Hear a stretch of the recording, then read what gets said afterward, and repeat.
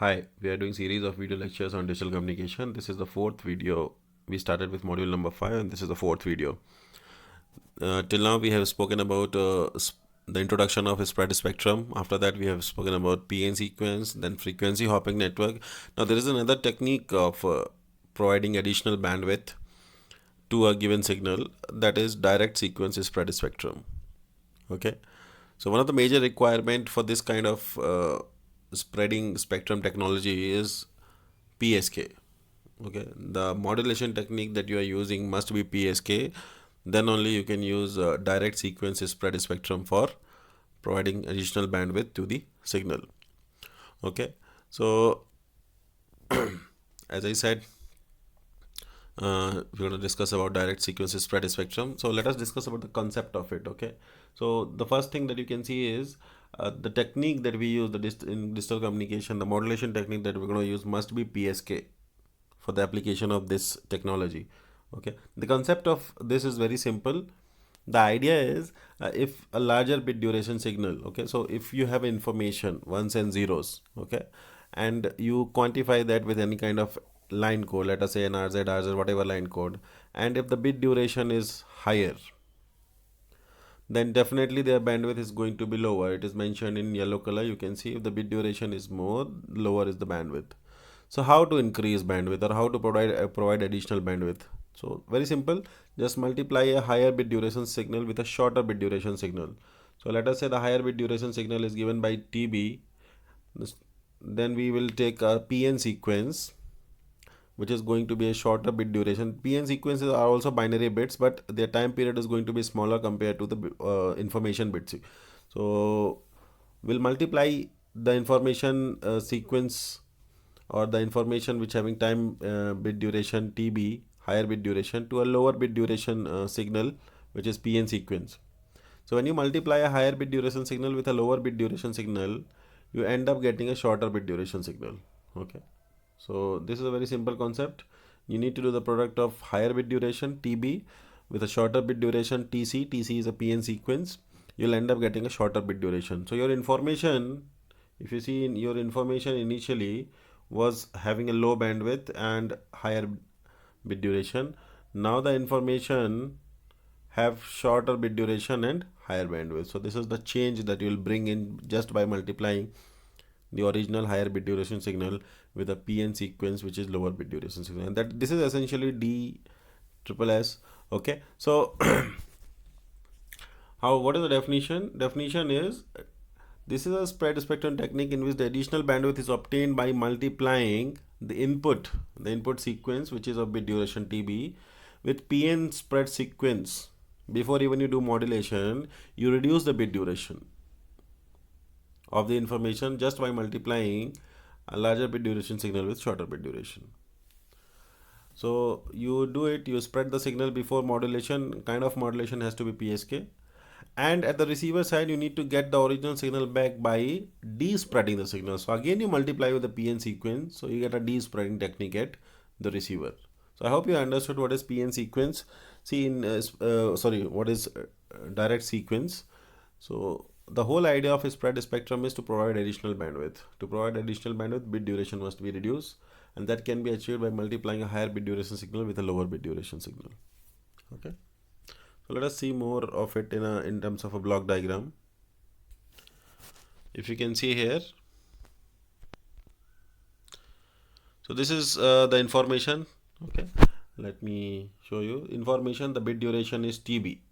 Okay, this is our original information, ones and zeros, and it is polar NRZ line code. Okay, so this is our information. I'm going to multiply this information with the PN sequence. So this is the PN sequence. Now if you compare the bit duration TB and bit duration TC, if it might not be clear, I'll indicate as well. So bit duration TB here is larger, very large compared to bit duration TC here. Now if you're going to multiply bits, so bit duration TC is nothing but PN sequence. So it is also a signal having amplitude 1 and -1. Information is also a signal having amplitude 1, but the difference is in their time period. Okay, so PN sequence is a lower bit duration, so higher bandwidth. Okay, so once I multiply, I'll end up getting this one. You can see I have mentioned their time period TB and TC. TC is a very smaller compared to TB. Once you multiply, you'll get a shorter bit duration signal. This is very much practical. You can see to it once you multiply, right? So you got another signal which is also having amplitude plus minus 1, but the time duration has been changed. You can see within 1 TB, many transitions are happening from plus 1 volt to minus 1 volt, right? So within one time bit duration now, many changes are happening, plus 1 volt to minus 1 volt. Okay. So this is the spread information. Initially you had a information, you multiplied it with a spread code, orange color, you end up getting this blue color signal, which is a spread information. So information has been converted into a spread information with the help of PN sequence. Okay. Finally, as I told you, you have to do this before modulation. Now once you have the signal x of t can be modulated. So we can modulate the x of t with the help of any BPSK modulator.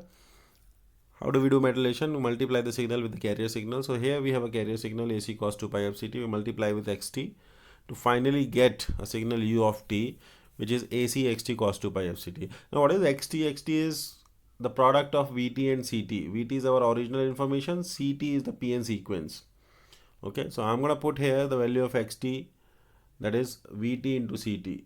Okay, so once you put there you will get overall perspective. Now again I repeat, first of all you had an information, okay, then you had a spread sequence, that is PN sequence. So the information now converted into spread information, as you can see here.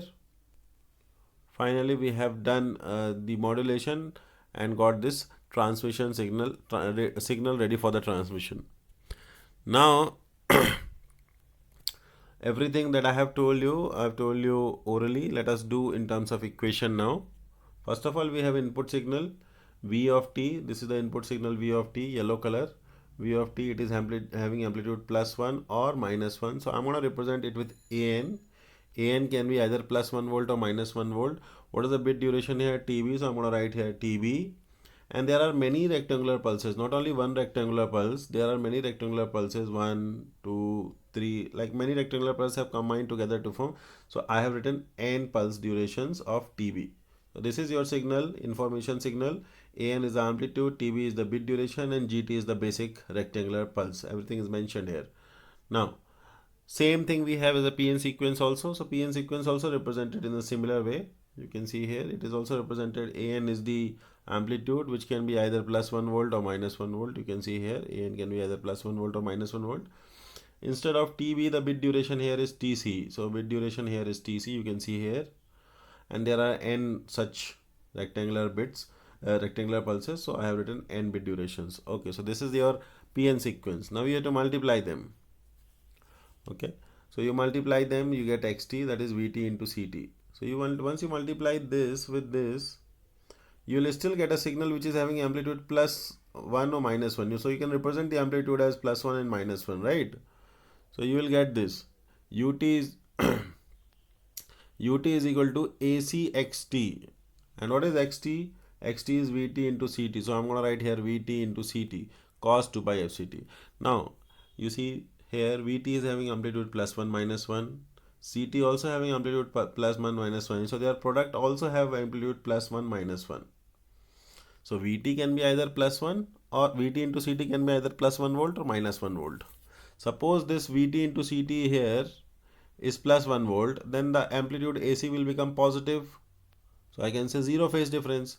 If turn out to be that Vt into Ct, that is xt, is negative, then this minus AC will become minus AC. In that case, you have a phase difference of 180 degree. That means it is a simple PSK, because PSK have 180 degree phase shift, right? When there is a transition from plus 1 volt to minus 1 volt. So that's what is written here, that Vt into Ct is going to be plus 1 once again plus 1 volt or minus 1 volt for any. Let us say that PN sequence is given by this. It is a shorter bit duration. It is evident that this is a shorter bit duration signal, and its bit duration is given by TC. Now as we know that if, let me take the pencil, if TC is equal to 1 microsecond, since it is the previous one TB I have taken 1 millisecond, so TC I am taking very smaller, 1 microsecond. So bandwidth will be how much? 1 by TC. So 1 by 1 microsecond is going to give you 1 megahertz. You see how the bandwidth has been changed. Shorter the duration, larger is the bandwidth. When I have taken 1 millisecond, I got 1 kilohertz.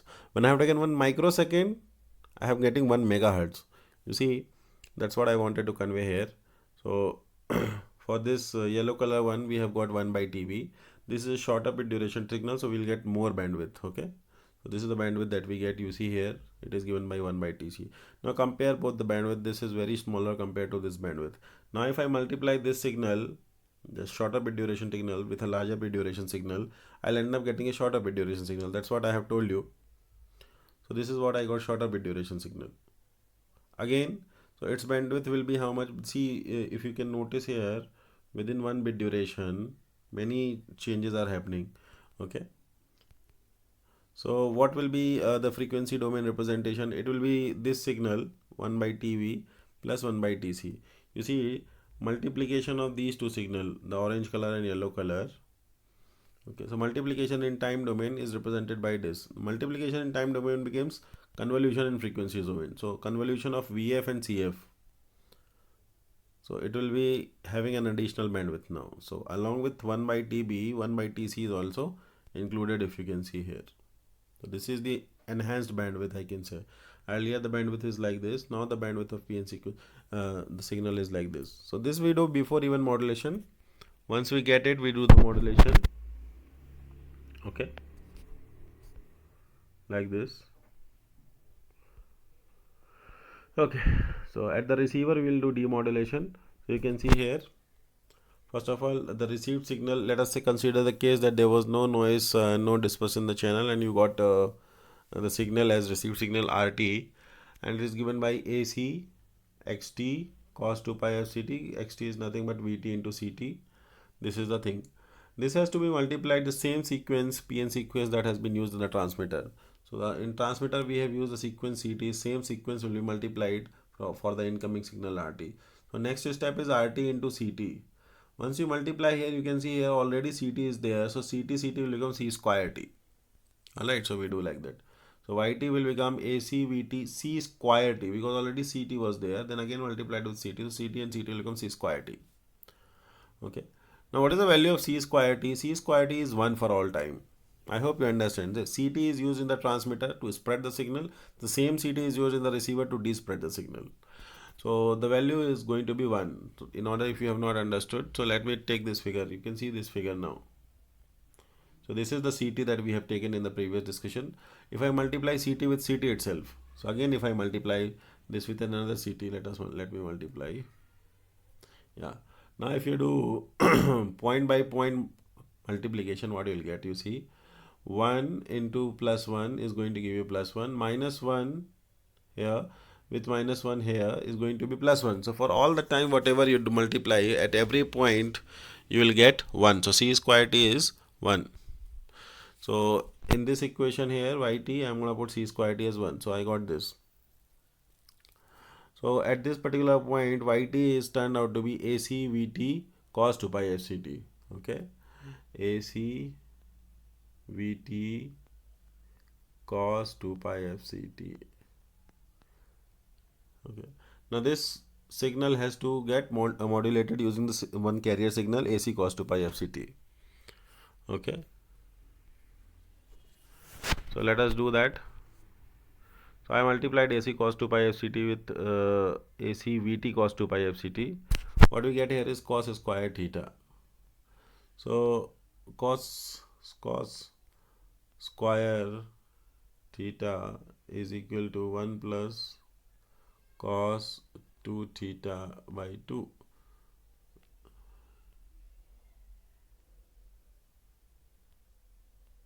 Okay, so this is what we're going to apply here. If you can see here, it becomes it was 80 VT cos 2 pi FCT. Then again here 80 VT cos 2 pi FCT. Again it multiplied with this. So you'll end up getting this. C square T is 1. So AC VT cos 2 pi FCT. Okay. Once I multiply with the carrier signal, you get AC VT square AC square Vt, okay, cos square 2 pi fct. So AC square Vt we have taken out, okay. This is our original signal V of t, so we can recover this signal. This is very high frequency, so it will be eliminated using a low pass filter. So you'll end up getting AC square Vt by 2. Vt was the original signal. You can use the relationship for the gain 2 by AC square. So AC square and 2 can cancel. You'll end up getting Vt signal. Okay. So this was the thing without any interference with the, considering that there was no noise. But mostly the incoming signal is affected by some interferer or jammers. So we will take that case as well. Before that, we will study some of the relationships that might help us in solving numericals. What is called processing gain. So what is processing gain? Processing gain is the ratio of the bit duration upon the PN sequence bit duration. Okay, so let us say this was the information we had, the yellow color, and this is the PN sequence. Then the ratio of TB by TC is called processing gain. Okay, where TC is called a chip rate and the bit interval is called chip interval. Okay, so it is defined as the ratio of TB by TC. In terms of frequency, or this is in time domain. If you want to do in frequency domain, you write TB is equal to 1 by RC, TC is equal to 1 by RC. Sometime 1 by RC is equal to 1 by RH also, hopping frequency. Okay, so you'll get RC by RV. Okay, and this is essentially called your processing gain. Okay, bandwidth of a spread signal upon bandwidth of unspread signal. Sometimes this is also known as bandwidth expansion factor. Okay, so by what factor bandwidth has increased? You can see bit rate is in denominator and hopping rate is in the numerator. Okay, so bandwidth of spread signal upon bandwidth of unspread signal.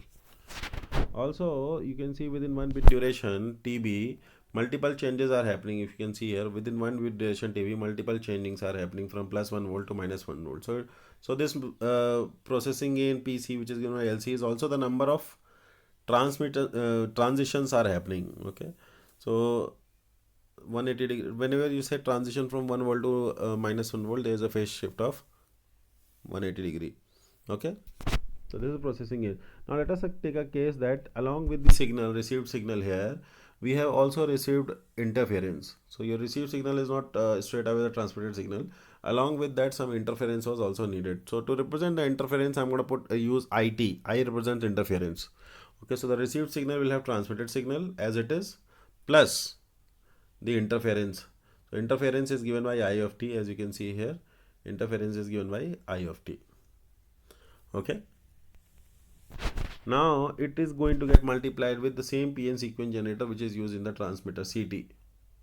So you see CT here already, and CT will become C square T, CT, while the other term will become IT into CT. So two terms. This is how you will get, as you can see here. So YT is equal to AC square C here CT and CT became C square T. So that's what C square T. And in the second term there is IT. So IT will also be multiplied with CT. Now this is very interesting and important equation. Okay, you should understand this, that C square T is going to be 1. Let me write it and then show you. C square T is anyway going to be 1. So this became AC Vt cos 2 pi fct. But the next term has become IT into CT. For your information, I will tell you that CT is the PN sequence and it is responsible for spreading. So sometimes it is also known as spread code. Okay, or spreading code. So what happens here, that now what happens, the first term, if you can see here, wait, let me zoom. The first term that you can see here, there is no CT. That means my original signal has become narrowband signal as it was in the before of starting of any publication. But in the second term, which is interference multiplied with CT, that means second term IT, which is interference, has become broad or wide. So what is the benefit of it? Let me draw here a simple picture. So my signal has become narrowband. You can see here narrowband. So there is no CT, while the noise here has become wideband. So you can see that only this part of the noise, among complete noise, only this part of the noise is affecting signal. Okay, so a very small part of noise is affecting. That's why you can have better noise margins and better noise efficiency in direct sequence spread spectrum. Okay. Now what we can do once we get the signal y of t here, which is a signal plus interference. Okay, so we're gonna do again what modulation a cos 2 pi f ct. Once you module, this becomes cos square t and this becomes it ct cos 2 pi f t. So this is what you will get. Now cos 2 theta, okay, what is cos square theta? We'll put the formula, it will become 1 plus cos 2 theta by 2. See here, you got cos square theta, which is nothing but 1 plus cos 2 theta by 2. So we got here 1 plus cos 2t by 2 plus AC it ct cos 2 pi f ct. So the first term here, the first term in the, wait one second, the first term is the term that is only responsible for removing ISI. Rest other terms are just additional overhead. Okay, so we can reduce either by filtering. Okay, so this is what I wanted to say you. Blue color is your signal, red color is your noise. So only a part of noise, of overall noise, is going to affect the signal. That is the beauty of direct sequence spread spectrum. Okay, so this is signal, this is interference. Okay, so there's a term associated with the same. If you have margins or if you have some codes in the dress, you can use this. This is called jamming and interference margin. So it is given by a simple ratio, average power of the jamming signal upon average power of the desired signal in terms of processing gain or bandwidth expansion factor. It can be given in terms of dB like this. Okay, so you can have numerical based on this. See to it. All right, so I think we are done with DSSS.